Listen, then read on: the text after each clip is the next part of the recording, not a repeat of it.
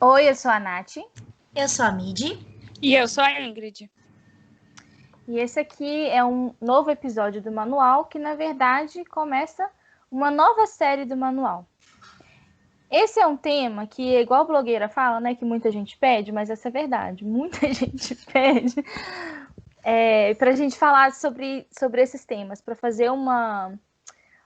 Não é nem uma análise, né, mas para falar um pouco mais das histórias dos álbuns e das letras dos álbuns em si. Ou seja, pegar lá, parar de falar de fandom e de fofoca e entrar no que a banda realmente faz profissionalmente. A gente demorou para fazer isso porque a gente queria fazer com carinho, com atenção. Enfim, vocês vão ver que isso aqui foi uma demanda. Mas hoje finalmente vamos começar. Deu um trabalhinho para fazer, mas eu acho que ficou bem bacana, né? E aí a gente vai postar, cada episódio vai ser um CD diferente, seguindo a ordem cronológica. Então hoje a gente começa com o Bullets, obviamente. Que é o primeiro bebê. Né, Ingrid? Ingrid, quer falar alguma coisa? Dá um oi aí, Ingrid. Não, amiga, gente, eu relevo, porque assim, eu cheguei do trabalho agora, tomei assim... Fiquei 2 dias sem trabalhar, né, gente? Feriado de carnaval aí. Eu achei aí que você ia falar que ficou 2 dias sem tomar banho. Juro que eu achei que você ia falar isso. Amiga, quem fica sem banho aqui é você, não sei eu, não. Não sou eu. Aí hoje eu tô bem assim, se o cérebro demorar um pouquinho é porque... Mas vamos lá. O meu álbum favorito, então eu tô bem concentrada. É verdade, é o da Ingrid. A É gente tem meio que representante em cada um dos álbuns, né? Verdade. Faltou o Revenge, mas o Revenge a gente gosta tudo junto, assim. O Revenge é o favorito do fandom, então tá representado pelos ouvintes. Então a gente vai fazer uma análise música por música aqui. A gente vai ficar... Agora eu tô me sentindo PhD em Bullets, depois que eu acabei de... A gente fez essas pautas, gente. PhD. Muitos dos conteúdos são coisas que o fandom já comenta, então é conteúdo prévio que a gente já tem, mas a gente também pesquisou, tá? A gente leu bastante análise de outras pessoas de fandom gringo, de sites especializados em música, então o que a gente vai trazer para vocês é um apanhado de uma análise geral que as pessoas têm sobre as músicas dos CDs. Exatamente. Então vamos lá, vamos começar.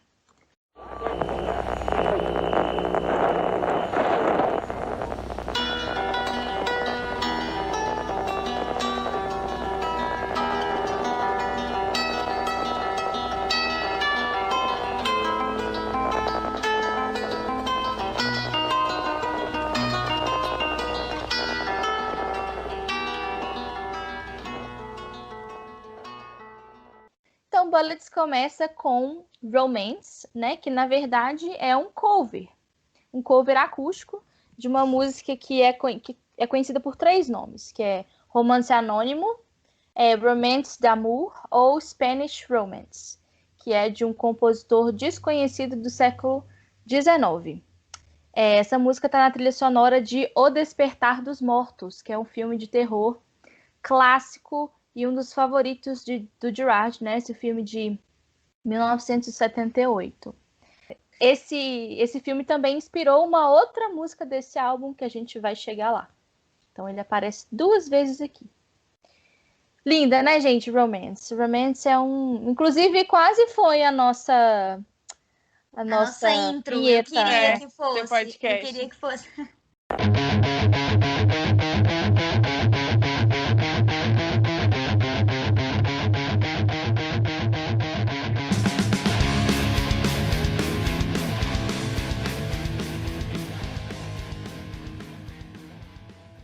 Bom, então a gente vai para a segunda música do álbum, que é uma música com um nome pequeno, que a gente já sabe que o My Chemical eles gostam assim de nomes bem pequenos, né, bem fáceis, que é Honey, This Mirror Isn't Big Enough for the Two of Us. Essa música, o conceito geral dela é sobre o fim de um relacionamento. E aparentemente esse relacionamento ele foi meio conturbado, ele teve muitas indas, muitas vindas, e aí fica um pouco implícito na música que não era um relacionamento saudável. E aí, a todo momento, o personagem da música, né, que a gente chama de eu lírico, ele parece estar dizendo as palavras tanto para a amada dele quanto para si mesmo, como se ele tivesse tanto refletindo consigo o que ele está falando, quanto como se ele estivesse passando uma mensagem para essa ex-namorada.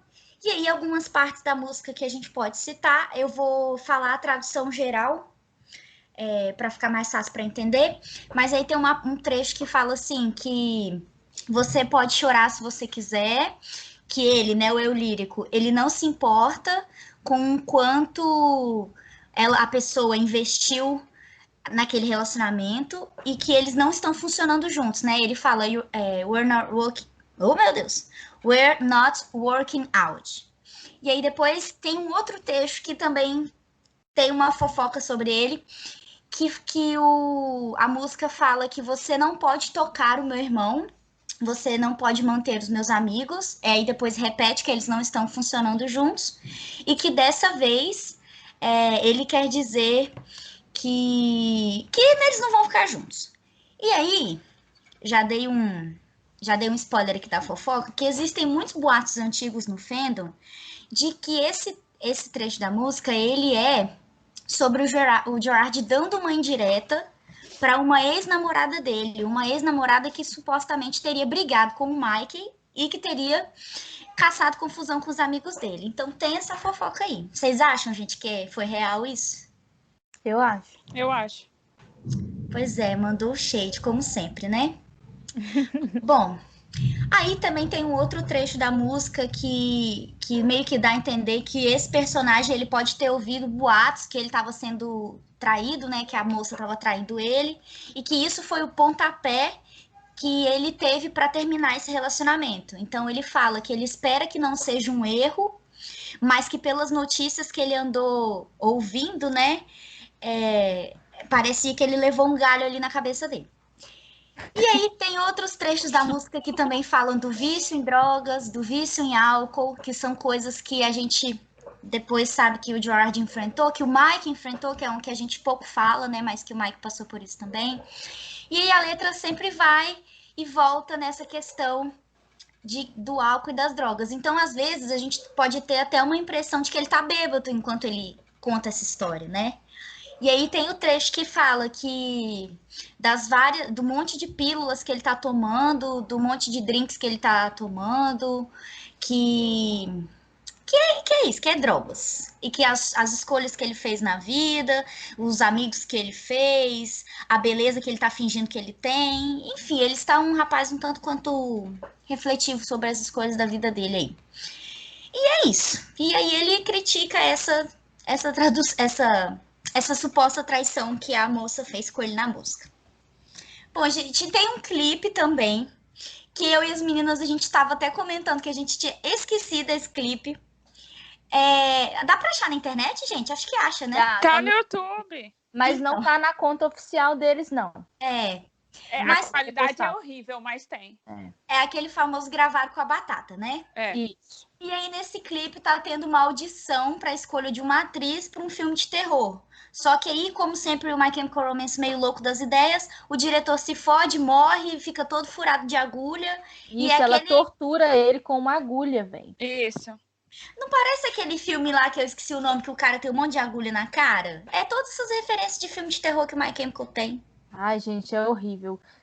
Eu tenho um problema, eu já contei isso aqui várias vezes, que eu tenho um negocinho com agulha que eu não gosto. E lembrando que o Gerard também, né? Então, exato. Eu não consigo assistir aquele clipe. Eu tava vendo assim, ó, e o negócio assim... Gente, tem uma hora que ela chega com a agulha pertinho do olho do cara. Puta que pariu. Pra que isso, né? Pra que isso? Horrível. Aviso de gatilho, tá, gente? Se alguém tiver curiosidade... Bom, e aí fica essa questão no ar, que a música muitas vezes dá a entender que tá falando sobre relacionamento, mas muitas vezes também dá a entender que é sobre vícios em álcool e drogas. Então, a gente sabe que o Gerard, naquela época, ele já estava começando a enfrentar isso, né, quando ele escreveu essa letra. E aí você pode interpretar das duas formas ou da forma que você preferir. E a justificativa do título seria de que o espelho, na verdade, é uma alusão à própria vida desse personagem, e que diz que a moça não cabe mais na vida dele, né? Que o espelho não é grande demais para os dois. E aí é isso. O Gerard também já falou sobre o sentido dessa música uma vez em um show em 2007, que é uma frase bem icônica do pessoal do Fandom, que antes dele tocar essa música, antes do My Chemical tocar essa música, o Gerard fala que ela era uma música sobre chupar. Não é chupar, é chupar. É. Chupar. Peraí, gente. Antes de eu falar a frase, eu vou botar atenção, conteúdo explícito. Se você se sente desconfortável, pule para daqui a 1 minuto. Ele diz que essa era uma música sobre chupar paus para cocaínas. Sucking dick for cocaine.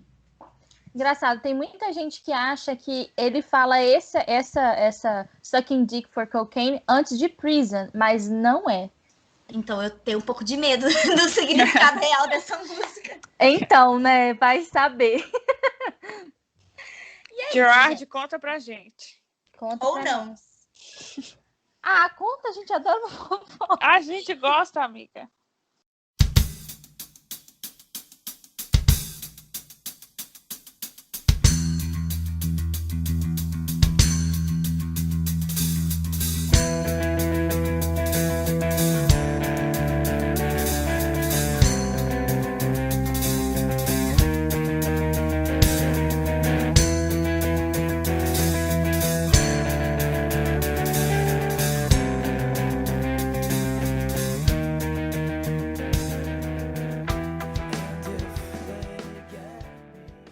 Agora a gente vem para a música mais perfeita desse álbum.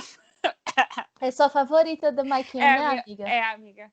É a minha favorita. Eu escuto ela, já escutei ela demais. Que é Vampires. Tá puxando o saco, né? Não é? Que é Vampires You Never Have. A língua. Vampires You Never Hurt You. Há várias interpretações para essa música. Alguma delas é no sentido literal, com algumas variações e fantasiosas e com outras analogias. Mas nas interpretações fantasiosas, a música relata um real vampiro. Aparentemente, ele não está satisfeito com a própria vida e conversa com alguém sobre a possibilidade de se expor ao sol ou ter uma estaca enfiada no próprio coração. Tem uma parte da letra que diz: e se eles me pegarem, pegue. Traduz aí, amiga. E se eles me pegarem, enfie essa estaca e você coloca essa estaca no meu coração. E se o sol aparecer, vai abrir a minha pele direto para os meus ossos. Ele parece estar fugindo de alguém, provavelmente outros vampiros, né? E está preocupado em ser pego e também com a segurança do interlocutor. Em alguns momentos, pode-se interpretar que a outra pessoa é humana. Você deve manter sua alma como um segredo em sua garganta. Se eles vierem me pegar, é só você colocar a estaca no meu coração. Eu nunca vou deixar eles, e fica nisso. Então, quem gosta de Crepúsculo aí, né? Há quem diga... A autora disse, amiga? Não. Porque a gente sabe que a autora pegou influências do My Chemical em relação para criar Crepúsculo, né? Não diz que ela sonhou com o Gerard? Então. Deixa eu... Não é bem... A Nath tem que contar, porque a Nath faz parte do Fandom, faz parte, não sei. Eu fiz, eu faço, enfim, tô na farofa. Ela gostava muito do My Chemical, ela era fã do My Chemical. Ela teve, segundo ela, ela sonhou com uma cena específica do livro, que é a cena da clareira lá, e era sobre um vampiro e uma humana. Mas o aspecto do Edward Cullen foi inspirado no aspecto do Gerard. Isso ela já falou. Agora, se você... Isso... Só que se você olha a letra de Vampires Will Never Hurt You, gente, é basicamente Crepúsculo. É basicamente Crepúsculo. Ela tem muito dessa... do conflito central do Edward está concentrado nessa música. Vocês também acham isso? Você acha isso? Eu acho, amiga. Eu tô refletindo, porque a gente leu recentemente o Sol da Meia-Noite, né? Que é do Edward. Que é do Edward. E aí eu tô tentando encaixar na música. Não é que faz sentido? Faz sentido. Faz. Ela bebeu nessa foto. A música tá tocando. Igual ele fala que you must keep your soul like a secret in your truth. Tipo assim, ele não quer tirar a alma da menina, né? Exatamente. Fez muito sentido, olha só. Vivendo e aprendendo. Exatamente. Tá tudo aí. Ela bebeu nessa fonte aí. Aí o eu lírico dá para entender que não gosta da vida que tem como vampiro e implora que o veneno seja tirado do seu coração para que ele volte à luz. Essa foi a interpretação literal e fantasiosa, porém há quem diga também que a música faz referência a uma vida pessoal do Gerard. Contextualizando, nessa época ele tinha desistido do próprio emprego para começar uma banda, né? Aí ele começou a morar no porão da casa dos pais e raramente saía, gente. Realmente, o Gerard... É o Basement Gerard, famoso. Eu ia falar agora.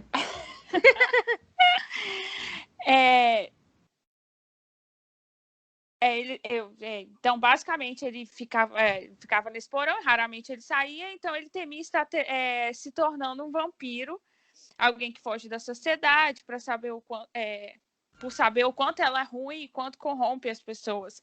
Ele teme ter sua essência destruída e sugada pelos vampiros. Preferia a morte ao se tornar um deles. Lembrando que Vampires tem um clipe, né? Que é ridículo. Esse é ridículo. Vergonhoso, assim. Vamos lembrar Frank de Dread. Nossa.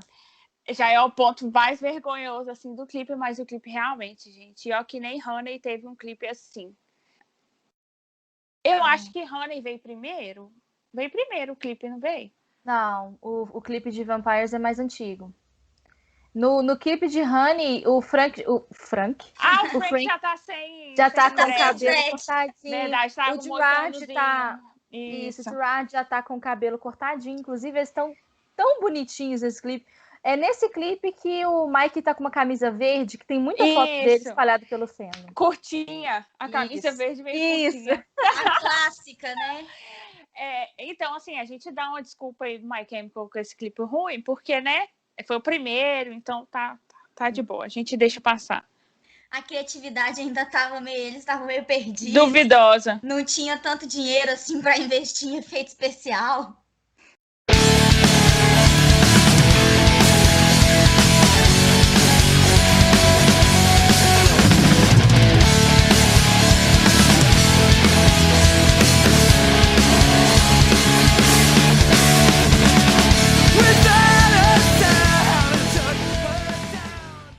Bom, aí a gente chega em Drawing Lessons, que aqui começa o conceito central do álbum, né?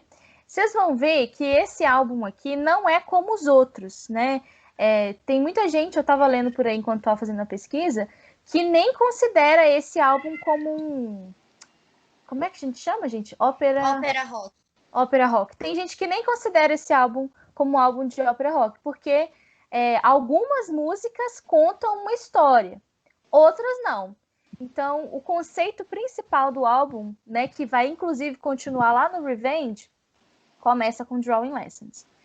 Então, aqui, né, começa a contar a história de um homem que fez um trato com o demônio de 1000 vidas em troca da vida da mulher que ele gostava. Aí ele começa a contar, ele fica só se lamentando do quanto que ele tá triste porque a mulher que ele ama morreu. E é provável que eles estivessem ou prestes a se casar ou estavam planejando o casamento, não sei quando ela morreu. E era provável que ele tenha encontrado o corpo dela. Em algumas interpretações também dá para pensar que quem matou foi ele. Então, enfim. Aí ele fala assim: em silêncio, eu a trouxe para baixo e vestida de vermelho e azul, eu apertei o vestido imaginário de casamento que você não pode usar na minha frente.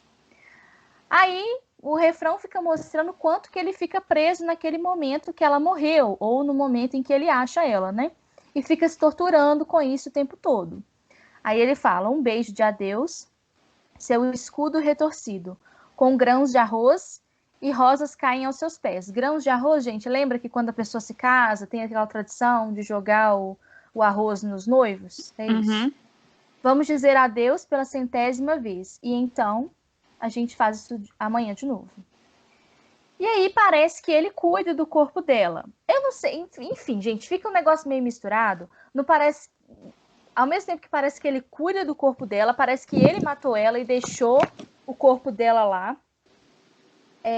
provavelmente foi num poço, né, onde ela morreu. Por isso que tem o nome da música, que é Drowning Lessons, ou seja, lições de um afogamento. Ele fala: eu a arrastei, eu a pus para fora, e lá atrás eu a deixei onde ninguém poderia ver. E a fria falta de vida dentro disto, né, pode ser do corpo, bem, eu encarei esse momento como se tivesse sido segurando para mim. E aí chega o momento que ele faz o trato com o demônio, e isso fica implícito na música, que exige 1000 almas de pessoas ruins para que ele devolva a vida da mulher que morreu. E aí, se o eu lírico não cumprir esse trato, ele vai para o inferno e nunca mais vai ver essa mulher. Aí ele fala: eu nunca pensei que seria desse jeito, só eu e você, nós estamos aqui sozinhos. E se você ficar, tudo que eu peço, por isso, são 1000 corpos empilhados. Eu nunca pensei que seria o suficiente para lhe mostrar o que eu estive pesando. E eu continuo fazendo mais só para provar que eu adoro cada pedacinho de insanidade. Tudo que eu peço por isso, tudo que eu peço por isso. Bom, e aí daqui para frente ele continua, né, na missão dele, ainda muito culpado pelo que aconteceu, ele fica repetindo o tempo todo, tanto que ele tá triste, e vai contando indiretamente as pessoas que ele vai matando, né, porque as mãos estão vermelhas lá de sangue, pelas vezes que eu matei você, então nós podemos lavar esse anel de noivado com veneno e querosene, enfim, uma tragédia só. Bom, é isso. Aqui a gente começa o conceito do álbum, que vai continuar só lá em Revenge. Não, tem algumas outras músicas que continuam, mas enfim, vocês entenderam. Tem uma fofoca sobre essa música, que eles já brincaram muitas vezes que essa música é amaldiçoada, porque eles nunca conseguiam tocá-la ao vivo, sempre dava alguma coisa errada. Equipamento que queimava, era cabo que arrebentava. Que isso? Bom, tô falando aqui que a música é amaldiçoada e acabou de dar ruim aqui na nossa na gravação também. Começou a chover lá para as meninas, tá? Então, se tiver um barulho aí, vocês perdoem. É a maldição de Drawing Lessons que acabou de. Vocês ouviram? Tá vendo? Tá vendo? Gente! Vamos sair dessa música logo. Tá trovejando com força, amiga. É muita maldição. Foi só falar da música. Deus me livre. Bati até na madeira. Basicamente, eles tentaram apresentar essa música algumas vezes, só conseguiram pouquíssimas. Enfim, embora seja uma das músicas mais importantes do álbum, desse álbum e do Revenge, né? Porque é onde começa tudo. Enfim, vamos passar aqui, porque já chegou a praga aqui na gente. A gente tem que... Vamos para a próxima.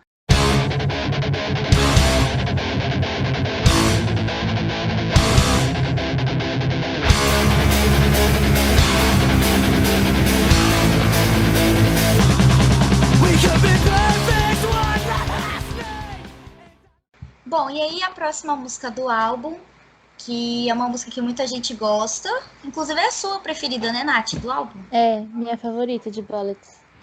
É a Our Lady of Sorrows, que o título é uma referência à Nossa Senhora das Dores, que na verdade é outro nome para a Virgem Maria, né? Então é tudo a mesma coisa, são nomes diferentes para a mesma pessoa. E a Nossa Senhora das Dores, ela teve 7 grandes dores durante a vida dela. Uma das dores, inclusive, foi a morte do filho dela, Jesus, né?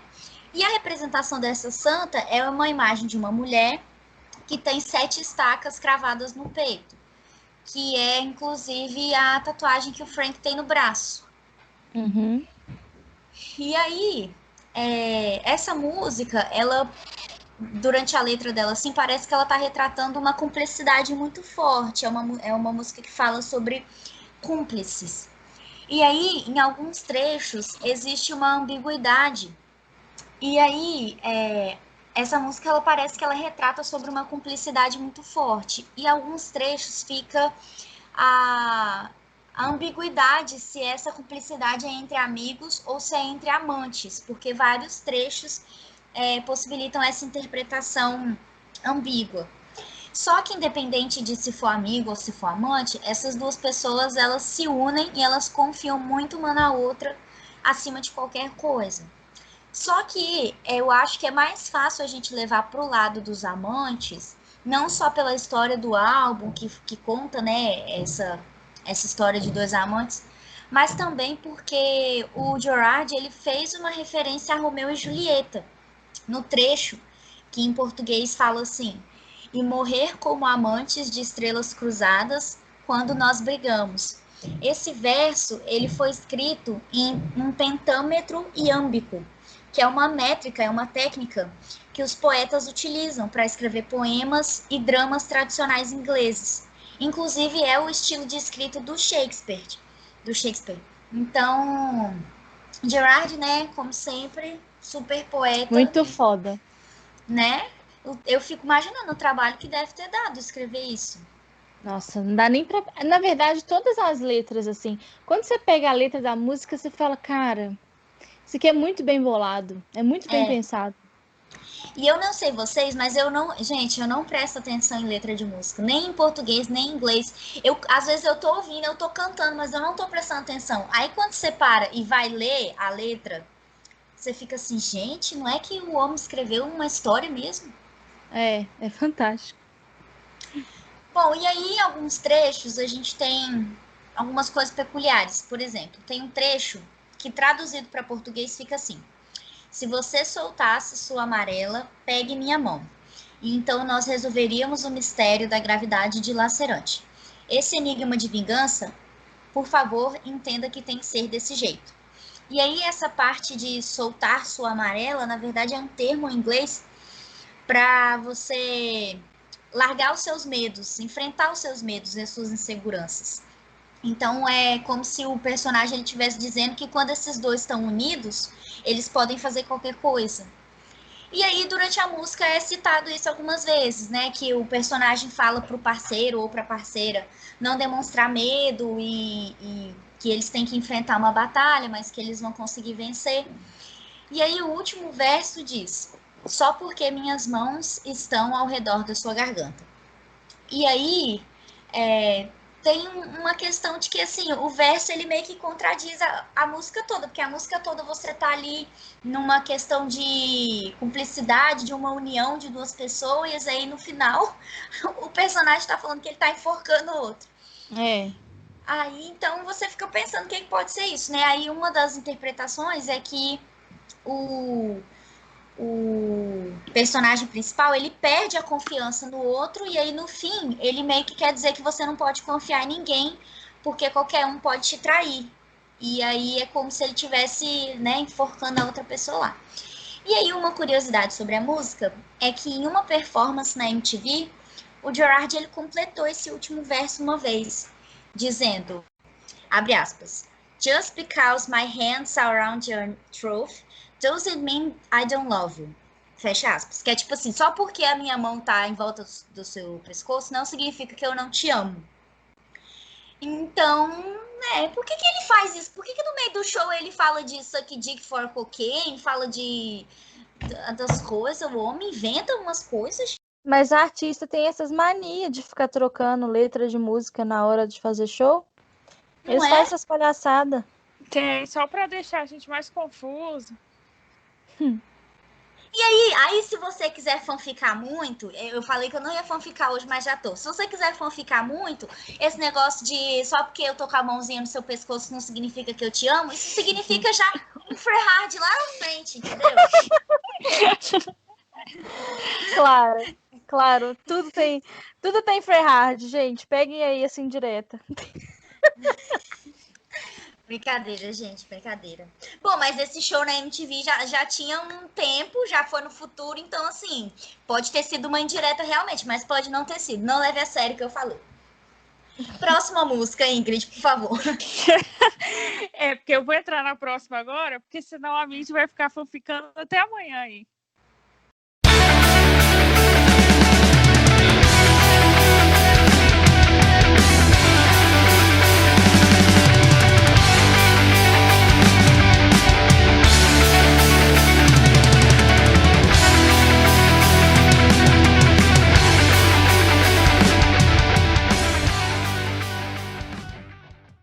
A próxima música é Hand First for Heroes, não é isso? Isso. Então, o Gerard disse no Twitter que essa música mudou tudo para o My Chemical, porque abriu portas criativas. Ele se refere a ela como Trash Beatles. Humilde ele. Né? A música fala sobre suicídio e o vício em remédios. O primeiro refrão faz referências ao 11 de setembro, quando aconteceu o atentado que o Gerard apresentou e que despertou nele o trauma e também a coragem de fazer o que ele queria, de formar a banda, meio que tipo deixar de lado um pouco o que ele andava fazendo, que ele não via tanta inspiração, né? E formar a banda. Vem o trecho, bem, vamos voltar ao dia em que começa tudo. Os vícios ficam evidentes no versos, que fazem referência a pílulas consumidas por ele e a vontade de cometer suicídio. A gente já chegou a falar em algum podcast, eu nem lembro, foram tantos já, a gente já chegou a falar sobre esses problemas do Gerard, já, né? Já Falamos. Então. Inclusive fica o aviso de gatilho, né? Se alguém tiver, pode pular aí uns minutinhos desse podcast. Eu vou falar, pula essa música toda, porque essa música toda gira em torno desse assunto, a gente vai voltar a falar disso algumas vezes. Sim. Né, essa vontade dele de cometer suicídio e se essa fosse a única saída para ser feliz de novo, né? Aí tem um trecho da música que fala e agora os vermelhos me fazem voar e os azuis me ajudam a cair. E eu acho que eu vou explodir meu cérebro contra o teto e vamos voar para casa, vamos voar para casa. As pílulas vermelhas são estimulantes, os azuis são calmantes. Na música é um contrabalanço de uma para outra. A estrofe final da música mostra o conflito entre a vontade de cometer o suicídio e a tentativa de lutar contra. O último verso, porém, deixa implícito que ele realmente se suicidou, uma vez que não completa a frase. Tenha pensamentos felizes, fica repetindo assim, até não conseguir completar essa frase toda. Eu acho essa uma das músicas mais geniais desse álbum, porque você literalmente consegue sentir a angústia do eu lírico. Normalmente a gente fala Gerard, mas é porque a gente sabe que foi ele que escreveu. Mas aqui, eu lírico, né, no caso. Então, assim, dá para sentir. Essa última estrofe é literalmente uma pessoa que tá tão angustiada e ela tá tentando repetir para ela mesma. Pensa em coisas felizes, sabe? No último ato de desespero. Sim. Eu acho essa música fantástica. É isso que me deixa, às vezes, angustiada assim, pelo fato de que demorou muito pra gente, como fã, saber que ele estava passando por isso de verdade na época que ele escreveu, né? Então você imagina como que ele se sentia colocando isso no papel. Eu acho na verdade, na era de Bullets, eu acho que quase ninguém conseguia sentir isso. Não, era dava muito. Pra saber. Não. O Revenge que a gente começou já a piscar assim, o que veio de um pro outro, assim, que a gente começou realmente a entender o que estava acontecendo na vida do Gerard. Sim. E aí depois saiu, né, saiu o Life on the Murder Scene, que aí, tipo assim, é a confirmação do que tava rolando. Mas antes disso, a gente tava meio que só ali. A gente via assim, notícias, porque naquela época a internet não era tão evoluída, mas tinha sempre alguém falando que ele tava bêbado num show, alguma coisa assim, mas não era nada que a gente pensasse que a situação era muito grave, né? E também na época que Bullet saiu, e até, na verdade, assim, até Revenge, que foi quando o My Chemical realmente explodiu, a gente não tinha entrevistas deles para a imprensa. Então, assim, a gente não sabia praticamente nada sobre a vida pessoal deles naquela época, não tinha como saber, né? E quando saiu o documentário, que a gente começou realmente a entender a gravidade das coisas, aí já no documentário o Gerard já estava melhorando, assim, tem parte do documentário que mostra ele antes e ele dando, né, parando de beber, nas entrevistas ele falava mais, assim, mas, gente, é de cortar o coração, de verdade. Sim, uma música muito pesada, né? Muito.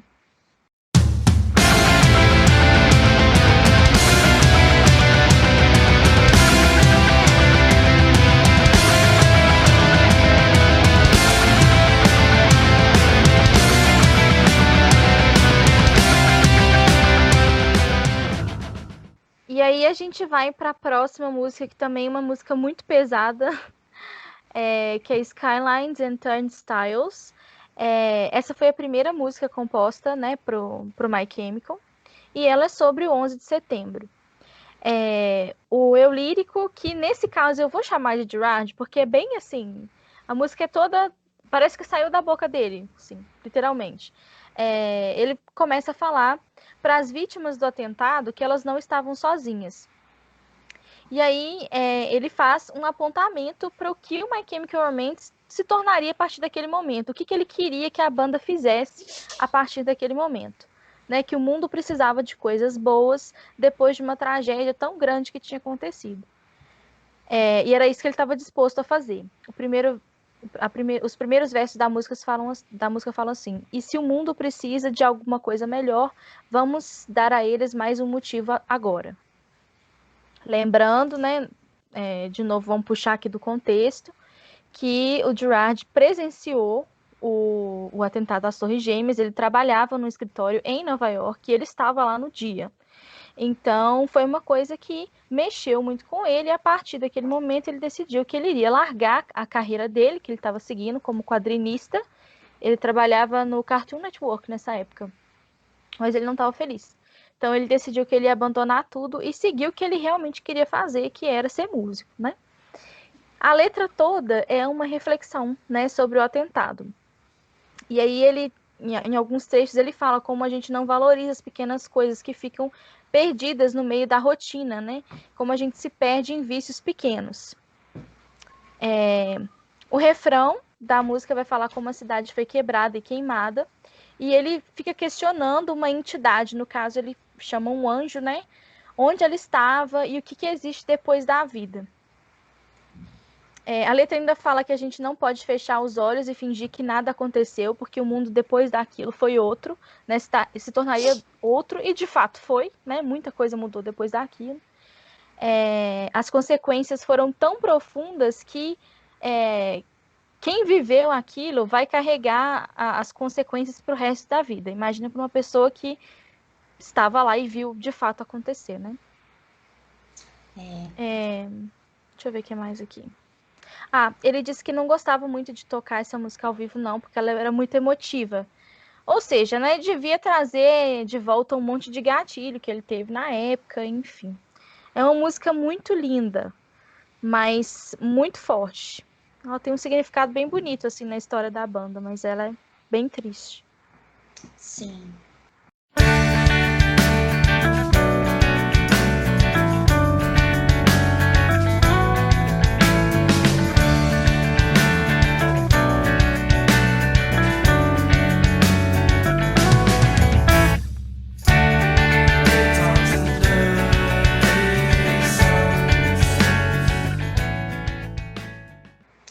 Bom, e aí a gente passa para a próxima música, que é a Early Sunset in Morrowville, que, como a Nath falou lá no começo do podcast, ela foi inspirada no filme de terror chamado Despertar dos Mortos, que é um filme clássico de 1978, e que o próprio Gerard que afirmou isso, né, que disse que ela foi feita em homenagem ao filme.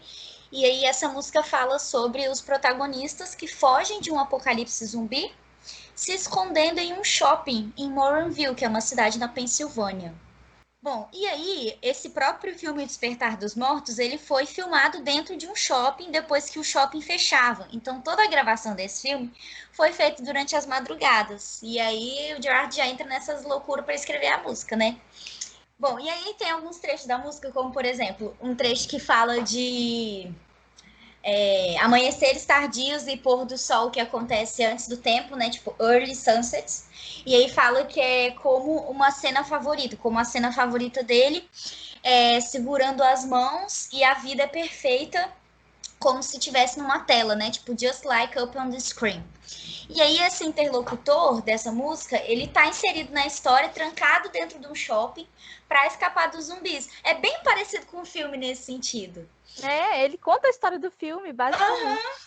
E aí, o coitado é mordido, porque tudo dá errado nesse CD. E aí ele acaba se transformando num zumbi.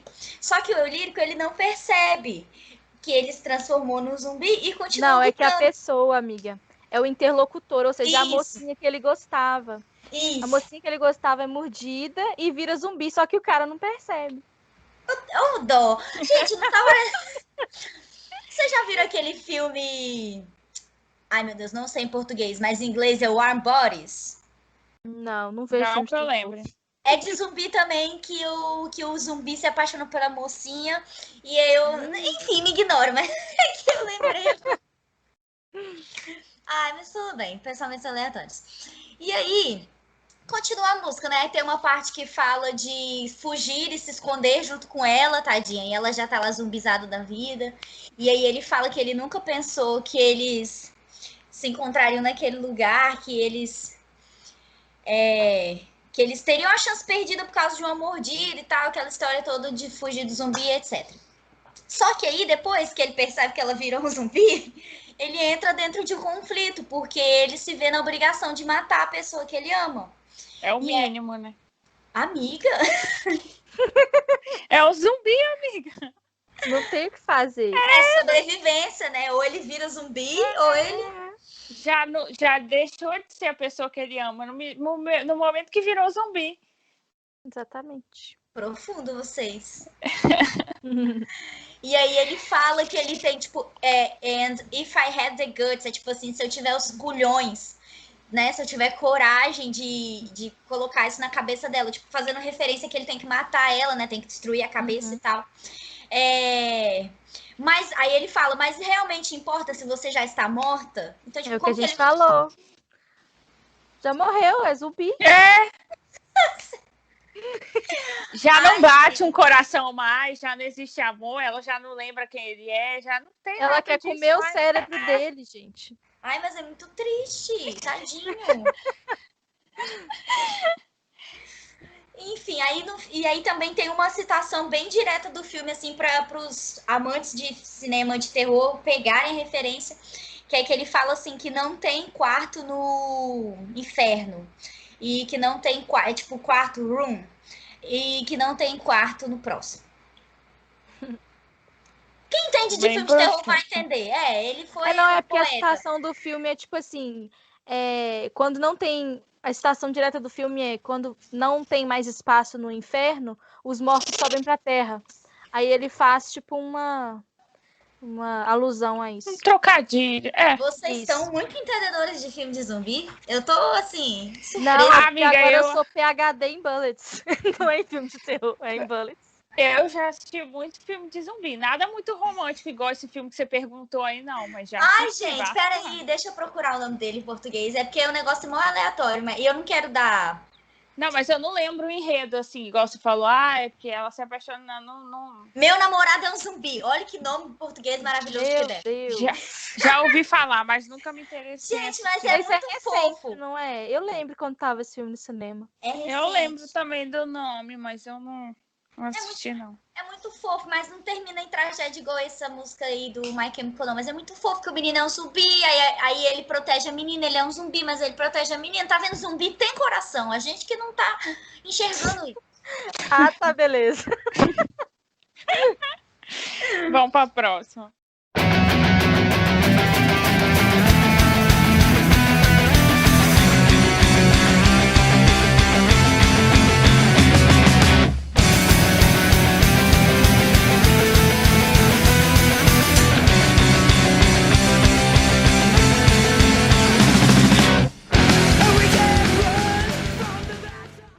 A próxima música é This is the Best Day Ever. Ela é uma faixa de um álbum com uma batida assim mais otimista e que conta a história de uma dupla que se encontra em um hospital. Nessa música, o eu lírico e sua amada estão em uma grave situação, provavelmente por abuso de drogas e substâncias, né? A música dá a entender que os batimentos cardíacos constantes fazem um barulho no monitor e que de hora em hora os médicos retiram sangue deles, que vem, né, o trecho da música. Enquanto eles nos encaravam quando nos encontramos na sala de emergência, em nossas camas, eu podia ouvir sua respiração com a ajuda de máquinas. A cada hora, eles tiravam sangue. Os dois estão sofrendo numa cama de hospital, então os personagens sugerem que os dois fiquem juntos, onde a moça concorda ao dizer que gosta dele. No trecho, algum dia, neste dia, coloque a roda gigante em chamas. Essa linha pode ser interpretada de duas maneiras. Seguinte o enredo da música. A primeira é que o protagonista e seu amor estão tentando escapar da situação que estão presos. A roda gigante está sendo usada como uma metáfora para a sua vida. Eles estão presos em um laço no qual não podem sair sem a ajuda de forças externas. Colocar a roda gigante em chamas significaria que eles estariam livres, mas poderiam morrer em fogo, alguma coisa assim, né? No rescaldo. Da mesma forma que faria se escapasse do hospital. A segunda é causar estragos. Os dois, obviamente, não estão na situação desejada, então eles vão arruinar o que puderem como ato de rebelião. Se todo mundo reparar também, essa roda gigante em chamas que cita na música, atrás do Bullets tem a imagem de uma roda gigante em chamas que fez parte, né, da capa do álbum. Gente, é a capa do álbum que eu não entendo porra nenhuma. É o fogo, Gente, amiga. Amiga, nossa. dá pra entender atrás. É a roda gigante pegando fogo. E tem um homem pendurado também na parte da frente, mas é só isso que dá pra Cabeça entender. baixo. Eu não gosto da capa daquele álbum, gente. Me julguem. Amiga, muito você não estranho. tá entendendo o conceito. Não Você mesmo. Amiga, o conceito, tá vendo? É todo nessa música aí, tá vendo? A roda gigante em Explica. chamas. Parará. Nossa, acho esquisitíssimo. Se você for parar pra prestar atenção, realmente parece que tem, tipo aço derretendo, ou eu tô viajando muito? É parece como se estranho, fosse, assim. talvez, eu acho que leva essa metáfora da roda gigante atrás, mas como fala tanto de hospital e essas coisas, é como se, sei lá, dá a entender como se estivesse tudo pegando fogo, assim, sei lá. Tudo, igual você falou, meio que tudo derretendo. Não sei se dá para vocês entenderem. Mas eu acho que segue meio essa linha ali. Enfim, aí eles... De todas as capas, é a que eu menos gosto. É a que menos dá para entender, né, amiga? O que a gente não entende, a gente fala, gente, é o conceito, entendeu? É o negócio. Entendi. Então vamos lá, então é o conceito. Aí eles estão presos lá, né? Como fazem planos para escapar, como visto nesse trecho. Bem, eu pensei ter ouvido você me dizer, nós iríamos tão longe quanto pudermos, e eu simplesmente não posso ficar. Um dia vamos fugir. E uma curiosidade é que essa música foi uma das primeiras faixas gravadas do My Chemical em 2002. O Geoff, vocalista da banda Tuesday, é um dos produtores da música, fez backing vocal na faixa. Você vê, ó, a amizade aí, ó. De muito tempo. Tá longe. Não é? E assim também como o futuro guitarrista da banda, Frank, que nessa época ele ainda não fazia parte da banda, né? Vamos lembrar lá quando a gente falou quando o Frank entrou na banda, tudo mais. Nesse iniciozinho assim, ele só ia lá de intrometido nas gravações. De fanboy. My Chemical. Isso Ele aí. era fanboy. Se metendo na conversa já, ele.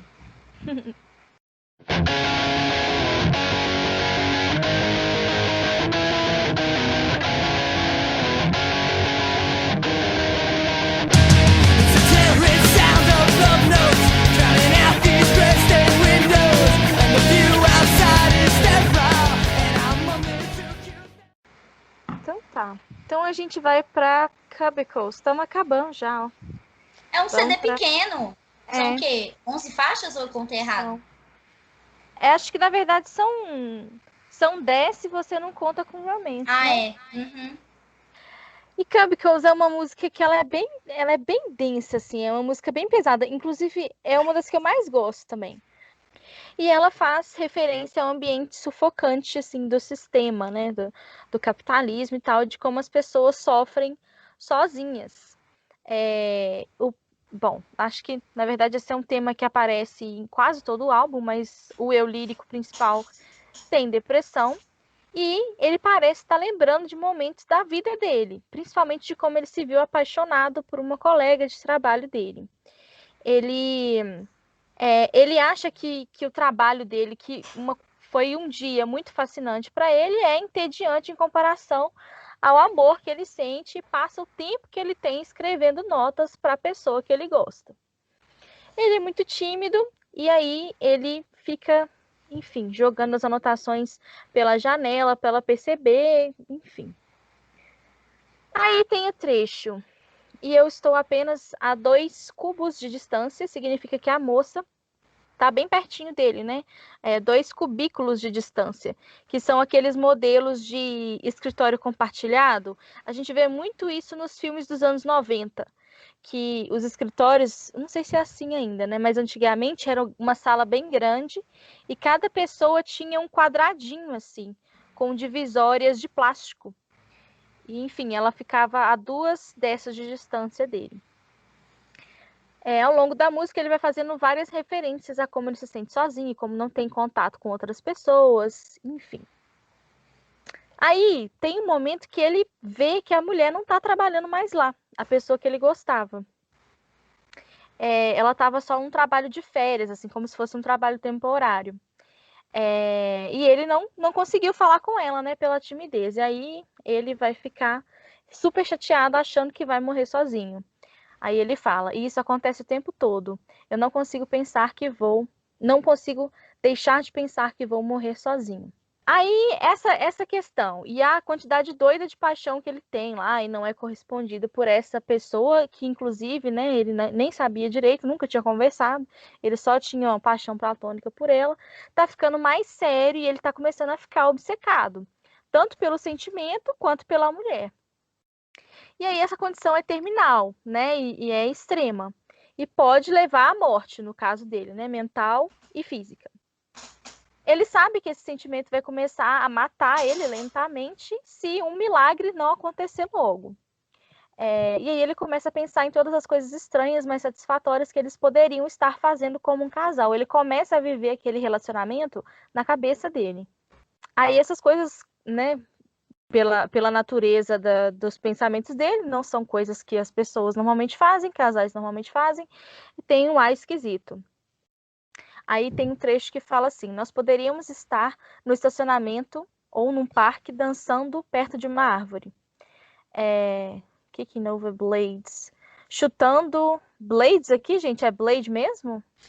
Então, Parece parece que sim, né? que é tipo lâmina, né? Chutando Sim.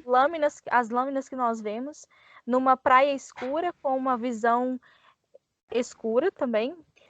Ok, curiosidade sobre essa música. Tem um trecho que diz que in this water cooler romance. Water cooler romance significa alguém que tem uma paixão por uma pessoa que nunca falou com você, que talvez nem saiba que você exista. É tipo uma paixão platônica, né, que a gente coloca aqui no português. Sim. Esse mesmo termo foi citado no clipe de I'm Not Okay, lá em 2004, quando aparece na tela My Water Cooler Romance, quando o clipe tá acabando. Não conhecia essa expressão, water cooler. Umas coisas que a gente. É porque, na verdade, aparece.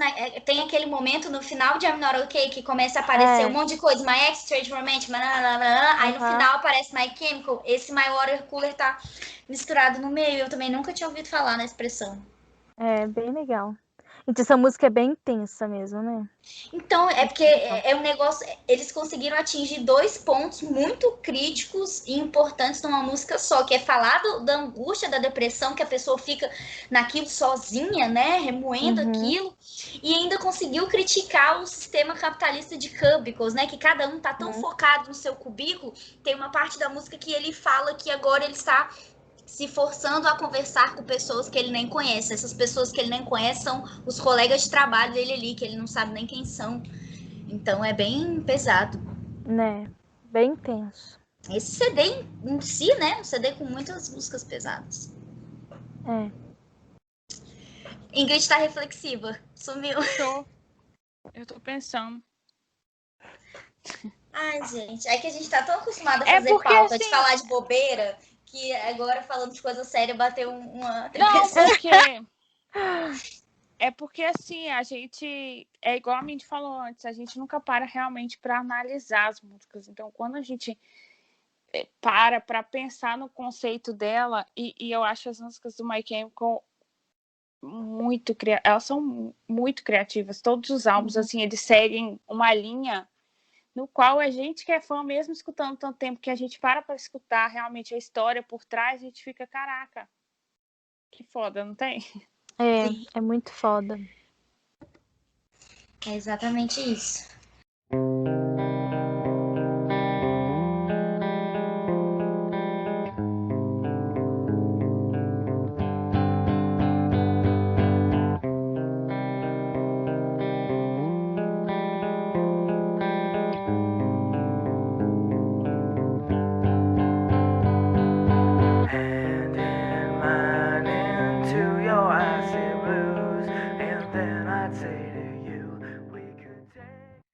Bom, e aí a gente chega na última música. Já que cada um tem uma música preferida do álbum, a minha preferida do Bullets é essa, que é Demolition Lovers. Que é a música também mais longa, né? Ela tem 6 minutos e cacetada, assim. Ela é uma música muito comprida. E aí, gente, como sendo a música que ela encerra o álbum, ela também tem um sentido de encerrar a jornada dos personagens para começar um próximo ciclo. E esse próximo ciclo, ele vem no Revenge, né? No 3 Cheers for Sweet Revenge. Que é um álbum que pega esse gatilho, né, dessa história que eles começaram a contar no Bullets e desenvolvem muito mais. E aí, esse Demolition Lovers é o casal que tá na capa do Revenge, né? Eles são aqueles dois lá desenhadinhos na capa, eles são o casal de Demolition Lovers. A tradução seria tipo o casal demolidor, se fosse traduzir literalmente. E aí, como a Nath falou, né, tem a história de que esse homem, ele fez um acordo com o diabo para ter a amante dele que tá morta de volta, e aí ele mata 1000 homens maus e dá a alma desses 1000 homens maus pro diabo em troca da alma da moça que ele ama, que é a história que eles desenvolvem lá no Revenge. E então, em Demolition Lovers, é provavelmente onde a amante dele morre. É onde ela morre, e aí que ele vai começar toda aquela história de vingança, né? E aí, essa música, ela começa com um personagem sabendo que ele tem que pagar por todos os crimes que ele cometeu, só que ele quer fugir junto com a amada dele, e ele tá disposto a lutar e a proteger ela a todo custo. As más línguas, algumas pessoas acham que essa música ela foi escrita para Kate, que era a namorada do Gerard na época. Não é só as mais línguas, não. Depois a gente conta. Ele mesmo falou. Ele mesmo falou. E naquela época, a vida deles era muito mais privada do que é agora. Hoje em dia, a gente tem algumas informações, mas naquela época, a vida deles era muito mais privada. Inclusive, a gente não tem muitas fotos dessa menina na internet. Eu sei que existe uma ou outra, mas é difícil de achar. E aí, o pessoal falava que ela tinha olhos azuis. E no começo da música, a primeira frase é que ele fala hand in mine into your icy blues, né? Mão na minha, dentro dos seus olhos azuis. E aí, o pessoal fala que é isso, que é uma referência à namorada dele na época. E então a gente tem a história lá de que eles estão tentando fugir da lei, né? Se você pensar na lei como polícia ou como alguma coisa assim, eles estão tentando fugir da lei. E aí ele fala na música que ele vai pegar a highway, né? Vai pegar a estrada com um caminhão cheio de munição. E que ele vai acabar com a menina, mesmo que para isso ele tenha que acabar no meio de um tiroteio, mesmo que ele tenha que tomar bala, ele tá disposto a enfrentar tudo aquilo para ficar junto com a menina. E aí, é uma música que repete várias vezes essa sensação. O personagem principal, ele tá preocupado em provar para ela que ele ama ela, e ele tá preocupado em provar que ele faria qualquer coisa para ficar com ela. Então, várias vezes isso é repetido ao longo das frases. Só que chega um ponto que ele não consegue mais fugir. Aí a gente pode ter duas interpretações, que é ou que ele desistiu, ou de que ele realmente foi forçado a desistir, né? Quando a lei chega para poder fazer ele pagar pelos crimes dele. Só que o que acontece é que ele acaba sendo pego, né? Por essa lei. Sendo pego. Ou você pode encarar como lei de divindade ou como lei de verdade. Mas enfim, aí ele fala que ele vai provar o amor por ela, vai entrar dentro de um carro e vai manter esse carro funcionando até eles sumirem, desaparecerem, mas não dá certo e ele acaba sendo pego. E aí ele fala que nesse momento ele quer que ela saiba o quanto ela importa para ele e mesmo que a neve caia no deserto e mesmo durante o fim dos tempos. Aí, tipo assim, gente, neve não cai no deserto, né? Então, tem essa questão de duas interpretações também. As músicas elas são sempre muito ambíguas, mas você pode ter a interpretação tanto de que ele ama ela tão absurdamente que ele amaria ela até quando a neve caísse no deserto, ou você tem uma outra interpretação que é de que as coisas não deram certo, tipo, aconteceu uma coisa muito errada a ponto de cair neve no deserto. Aí fica os dois lados. Mas enfim, e aí fica nisso dele repetindo que ele faria tudo por ela, etc, etc. E aí E aí é o que eu falei. E aí é o começo, é como se ali a amante dele morresse pra começar a história do Revenge, quando ele vai matar as 1000 almas e negócio do diabo, não sei o que, não sei o que, não sei o que. E aí a gente percebe que a moça morre no trecho que fala quando os dias. Fade é tipo. Qual é a tradução de fade? Eu sei o que é, mas não sei traduzir. É, Esmaecem, tipo assim, tipo esmaece. isso, quando os dias esmaecem, quando as noites crescem, e enquanto nós nos tornamos frios, até o final, até essa piscina de sangue, até o fim. Tipo, é mais ou menos isso, né? A tradução assim, geral. E aí, nessa parte de quando as noites caem, quando a gente fica frio, até a piscina de sangue, dá a entender que naquele momento alguma coisa deu errado e a moça que ele gosta morreu, passou para o outro plano. E aí também tem uma parte da música que fala muito de bullets, bullets, ele fica repetindo esse trecho várias vezes, que é uma música comprida, né, como eu falei, 6 minutos. E aí esse bullets você pode pensar que é tanto uma referência ao título da música, quanto a uma segunda parte, que é como se a bullets, no caso, é como se fosse uma ferramenta que destrói as pessoas. E esse personagem, ele teria sido usado pelo diabo, que queria as almas, né? Como se ele tivesse sido a ferramenta, o bullet, né? A ferramenta que o diabo usou para conseguir pegar lá as almas, e aí depois ele entra naquela história toda de vingança lá pra frente. E aí, a última frase fala que ele irá encontrar os seus olhos para sempre. Então, a história ela finaliza da mesma forma que ela começou, né? O primeiro trecho da música falava dos olhos azuis da moça lá, e aí acaba com ele falando que ele vai encontrar esses olhos para sempre. Então, e aí já começa toda a história do Revenge lá que tá muito interligado. E aí que eu penso que os caras são foda. Linda demais. Primeira coisa, eu amo a voz do Gerard nessa música. Eu acho que ela tá Nossa. muito próxima. Não sei escrever, mas a voz dele nessa música tá maravilhosa. E segundo, que aqui é a justificativa do nome do álbum, né? Sim. Eu te trouxe as minhas balas, você me trouxe o seu coração. Ou seja, ele falando do trato que ele fez com o diabo mesmo, né? Uhum. É fantástico, gente. Essa música é maravilhosa.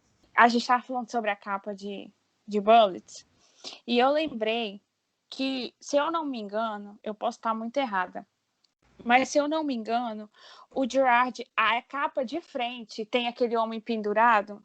Sim. Se eu não me engano, o Gerard fez uma referência de Harry Houdini, acho que é assim que fala. Ah, o mágico! Não, Isso. Se eu não me engano, o Gerard, ele, tipo, meio que gostava, assim, desse cara, assim. Era um dos fãs, né? Vamos colocando assim. Que ele meio que, tipo, se amarrava e camisa de forças e cheio de correntes para debaixo d'água. Ele era, tipo, não. Ele foi um dos mais famosos ilusionistas, né? ilusionistas, da É o história. Mr. M da gringa. Isso, tipo isso. E se eu não me engano, eu posso estar muito errada também, gente. Isso aqui foi um flash que minha cabeça surgiu assim. Mas, enfim, já tô falando de assim pra frenteza. Qualquer coisa, pesquisa depois. Se tiver errado, me perdoe. Amiga, mas faz muito sentido. Faz muito Não, sentido. não, quanto a isso, eu tenho praticamente certeza que é, porque tem uma imagem muito parecida dele, muito parecida. Depois eu posso tentar procurar para vocês postarem numa thread, alguma coisa do podcast, mas tem uma imagem muito parecida que é dele pendurado exatamente do jeito que tá na capa do álbum na frente. Mas, se eu não me engano, o Gerard uma vez falou que quando esse cara morreu, a esposa dele fazia sessões espíritas para tentar entrar em contato com ele. Aí eu acho que foi daí meio que, tipo, o Gerard se inspirou também nessa coisa da capa e das músicas do álbum, entendeu? Nossa, que da hora! Nossa, mais Aham. foda ainda. Eu tô chocada, porque eu não tinha Muito pensado foda. nisso. E eles referenciam Harry Houdini lá no começo de I'm Not Okay, You Like D&D, Audrey Hepburn, Finger, Harry Houdini and Croquet. É isso aí. Eu lembrei agora, assim, veio um flash, assim, na cabeça, porque a gente tava falando da capa, aí eu lembrei da roda gigante atrás. Aí eu fiquei, gente, tem uma coisa na capa na frente, é tanta informação que eu tô deixando passar. Aí eu lembrei agora que se eu não me engano, eu já vi uma imagem desse cara que exatamente me lembra a capa da frente. E meio que, tipo, tem uma história dessa por trás, assim, que a esposa dele, depois que ele morreu, fazia sessões espíritas para tentar entrar em contato com ele. Então, acho que foi meio daí que o Gerard também tirou a inspiração do CD. Enfim, né? Tem aquela monte de coisa. É aquele meme, né? O miserável é um gênio. É um gênio, gente. Ele é. E cada vez que a gente tenta se aprofundar mais, para você ter noção, aí a gente está lembrando disso agora, e tem coisas que a gente foi falado hoje que eu estou aprendendo hoje, que eu vou aprender junto com o pessoal que está ouvindo o podcast, que mesmo aí, depois de tanto tempo ouvindo, que a gente vai ligar uma coisa na outra. Isso Enfim, aqui é tipo para estudar, cara. Tentar estudar. Já me manda a prova aí de Bullets que eu vou fazer agora. PhD, eu falei. Então, se algum ouvinte nosso, não sei se temos tantos ouvintes assim, mas se algum ouvinte nosso for um aluno de música, faz um TCC sobre My Chemical Romance, sobre CDs. Rola, hein? Eu acho que rola, hein? Aí a gente, além dessa coisa do álbum, né, a gente vem e lembra que o Gerard estava com dores de cabeça terríveis quando gravou um álbum. Bateu com a cabeça na parede algumas vezes, tipo, nossa, tô com uma dor de cabeça, vou bater aqui, tum. Ele tava enlouquecendo, tadinho. Aí levaram ele no hospital, aí descobriram que, na verdade, ele estava com várias cáries, vários problemas dentários. Tava feia a coisa na boca do Gerard. Vamos escovar os dentes, tomar banho. A gente tem aquela foto. Os mais rodados de fandom vão lembrar da foto. Os mais novos, que ele tá de boca aberta. Ele tá de boca aberta com um buraco de cárie no dente, preto. Vamos achar essa foto e botar na thread do Twitter. Se alguém quiser ver, acessa nosso Twitter lá, segue a gente, curte, compartilha, que negócio todo de blogueira e vê a foto lá. Isso. Ai, que dó, gente. Coitado. Imagina, ele tava com... O negócio chegou, que ele ficou com dor de cabeça, velho. Não, tipo, eu fico tentando imaginar. Tipo, ele tava... porque a dor de dente, quem já fez canal, alguma coisa assim, ela dá uma dor que é uma dorzinha enjoada, que ela vem, parece uma dor de cabeça insuportável, mas na verdade é seu dente que tá doendo. Eu fiz canal uma vez, mas é por causa que eu chupava muito chiclete. E é uma dor de cabeça insuportável. Eu até entendo ele, agora bater a cabeça na parede já é outros 500, entendeu? Já é outra coisa. Amiga, mas é que a dor do galo na testa ameniza a dor do dente que tava doendo, entendeu? Na cabeça. Ai. Bom, lembram, gente, que My Chemical teve 1 milhão de bateristas? O primeiro deles, né, que foi quem gravou esse CD aqui, foi o Matt, né? E ele teve muitos problemas para gravar as partes dele no álbum, tentava várias vezes, perdia o ritmo, fazia muito rápido, muito lento, dava tudo errado. Então, assim, coitado, ele sofreu para gravar aí o Bullets. Ô, gente, eu esqueço da existência do Matt às vezes. Eu também. Ai, meu Deus. Bom, e se por um lado o Matt ele se lascou para gravar as partes dele, por outro lado, o nosso menino prodígio, vulgo melhor pessoa da face da terra, vulgo Mike Way, precisou de pouquíssimas tentativas para gravar as partes dele. Por quê? Porque ele é Deus. Só isso que eu queria dizer. Basicamente. E a gente lembra, né, que Mike não manjava muito de baixo quando ele começou, não. Ele muito teve que aprender... não, quase nada. Ele teve que aprender super rápido. Quando o irmão dele chegou lá falando, pedir demissão, vamos montar uma banda, ele teve que se virar para aprender a tocar baixo, tadinho. Foi na base do ódio. Vou aprender. Com vontade de pegar o baixo e tacar na cabeça do Gerard, provavelmente. Aí a gente vem e lembra do Frank também, que o Frank só teve 2 dias para aprender as músicas para gravação quando entrou na banda. Tipo assim, o Frank tava lá, chapadaço durante as gravações, né? Mas aí teve que aprender na marra em 2 dias. E o My Chemical tem muito disso, porque o Bob também teve que aprender muito rápido quando o Matt saiu. Eu tava pensando nisso. Gente, tudo corrido. O Bob teve que, tipo, acho que uma noite, porque no outro dia tinha um show e ele tinha que saber tocar as músicas, entendeu? Então... Ajudou um pouco. Nos dois casos, tanto do Bob quanto do Frank, ajudou que os dois eram fãs da banda, né? Então eles já deviam saber alguma coisa de porque o ouvido. Bob já acompanhava o The Used e tal, e trabalhava pra banda, então já é, né, muito próximo do The Used de My Chemical, e o Bob já devia. Mas mesmo assim, você aprender, pra você saber tocar, muito pouco tempo, gente. É, muito pouco. Tirar uma música assim é muito pouco tempo. Responsabilidade muito grande também, né? Sim, pra gravação de um CD, imagina a Né? pressão. Foda. O Bob, nossa, que a Ingrid acabou de falar, ele odiava tocar Sorrows, gente. Ele odiava. Tem até uma parte no Hoboken que o pessoal começa a pedir para tocar Sorrows. E o Gerard fala assim: ah, Sorrows, não. O Bob, ele traz uma arma pro show, caso alguém peça para poder tocar essa música. Ele não gostava de tocar de jeito nenhum. Por quê? Não sei. Porque Bob também nunca falava nada nas entrevistas. Isso aqui foi o Gerard que contou. E por isso que eles ficaram muitos e muitos e muitos anos sem tocar Sorrows. Eu posso estar enganada, mas eu acho que depois da primeira tour, eles só voltaram a tocar Sorrows ao vivo no show de retorno. Porque no show de retorno eles tocaram Sorrows. Vai entender, né? Agora, eu tô até indignada por causa do Bob, gente, do Bob. O Bob. Por causa do Bob. Se ainda fosse por causa do Ray, por causa do Frank. Não que eu estou desmerecendo, mas já desmerecendo pouco. E querendo ou não, o Bob atrapalhou um pouco o fandom nisso, porque se você for olhar a galera mesmo, perguntar qual música que o pessoal gosta de Bullets, essa daí deve estar entre a primeira ou a segunda. É isso aí pra gente ver o tanto que o Bob tinha moral com ele, gente. Tinha. O tanto que o Bob tinha moral. E depois ele jogou tudo pela janela. Era best Filho friend da do Frank. puta. Bom, outra curiosidade do álbum, essa acho que muitas pessoas sabem, é que Skylines and Turnstiles foi a primeira música a ser composta, né? Foi a primeira composição do Gerard quando ele virou vampiro no basement, lá no porão dele. Mudou tudo. E a gente vem Early Sunset, que a gente não acredita nisso, mas a gente não acredita. Eu fico imaginando, gente, se tivesse acontecido, como é que seria, como é que faria. Mas fala aí que depois eu dou minha opinião.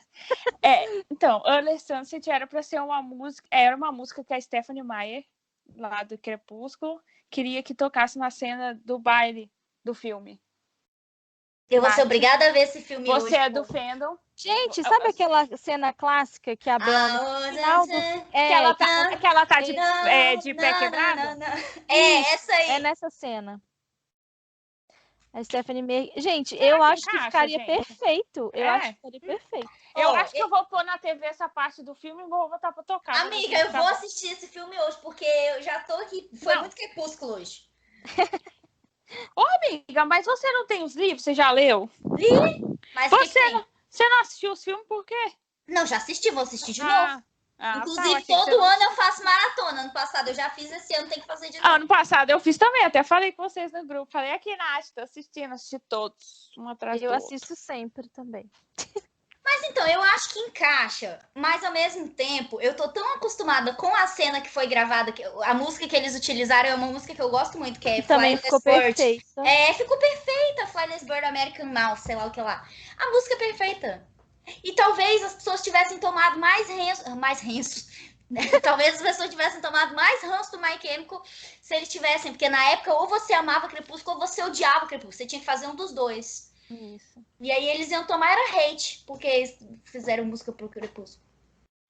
Não fizeram, né? Mas a Stephenie Meyer queria botar ela lá no meio. Modo de falar. Não fizeram, ainda fizeram foi tirar sarro. Mas é pra outro dia essa história aí. Isso a gente conta outro dia. Nos próximos episódios. Acho que ia ficar fofo. Eu acho que ia ficar fofo, eu ia gostar. E a última fofoca que a gente tem aqui em uma nota pro álbum, o Gerard falou assim: para Kay, me desculpe que eu escrevi todas essas coisas sobre te matar. Eu espero que a última música te ajude a me desculpar. Compense isso.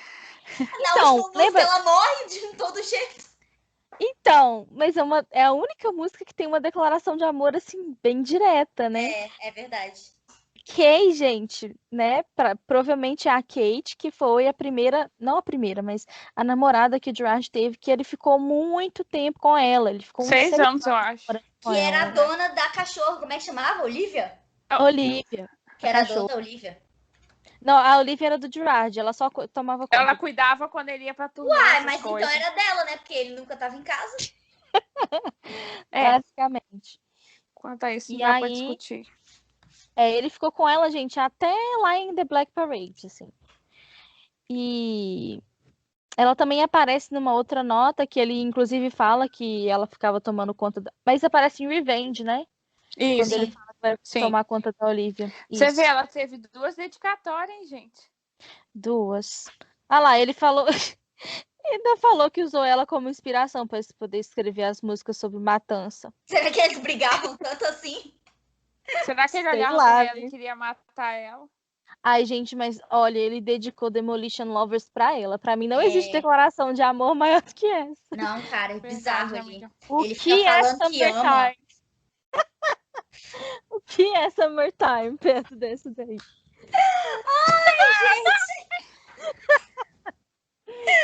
Não tenho como defender. Realmente.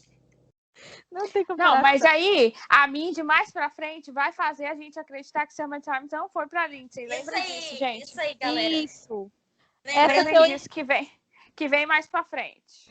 lembrando que Summertime foi escrita para Frank, porém Gerard deu uma mascarada ali, mas outro dia eu conto essa história pra vocês. Isso. Teorizando com Midian.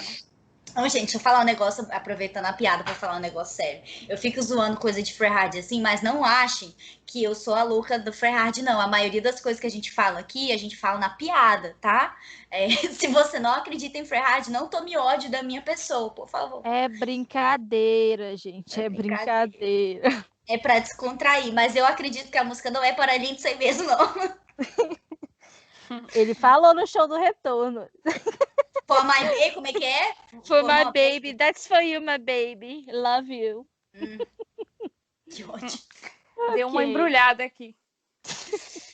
Bom, gente, aí, depois de tudo isso, a gente conclui que nem todas as músicas do álbum, elas contam a mesma história, né? Elas não são, assim, uma lista de músicas que contam uma parte, outra parte, uma parte.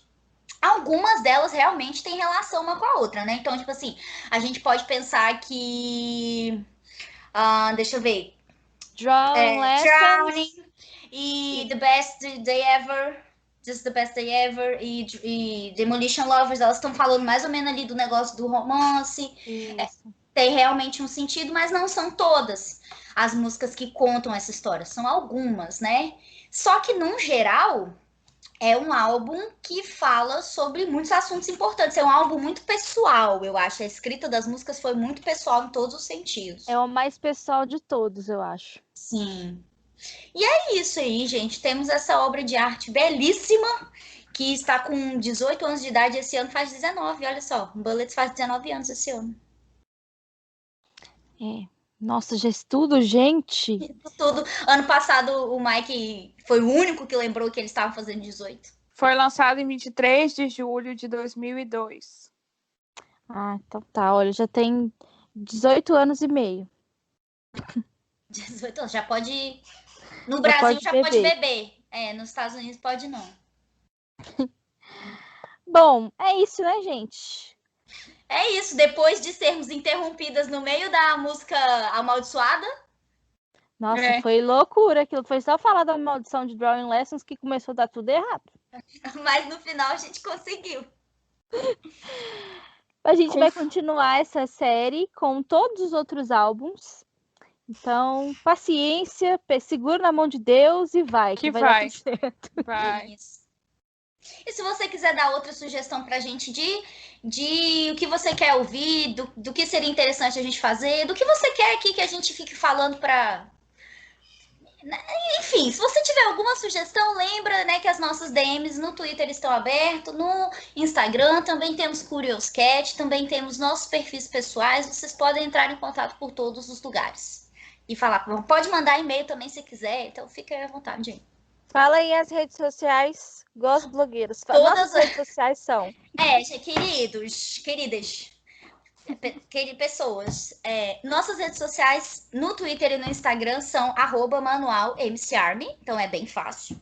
Tudo junto, minúsculo, facinho de procurar. Se vocês quiserem entrar em contato por e-mail, realmente, se quiser patrocinar, mandar um recebidos, alguma coisa, uma janta, porque eu tô com fome agora, pode mandar.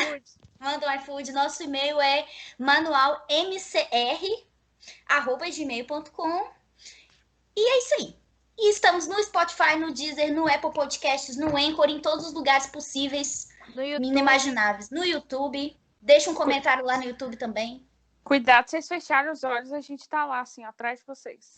A gente tá em tudo com o lugar. Ai. Esse foi o Momento Blogueira, gente. Muito obrigada. Até o próximo episódio, gente. Até. Beijo. Tchau.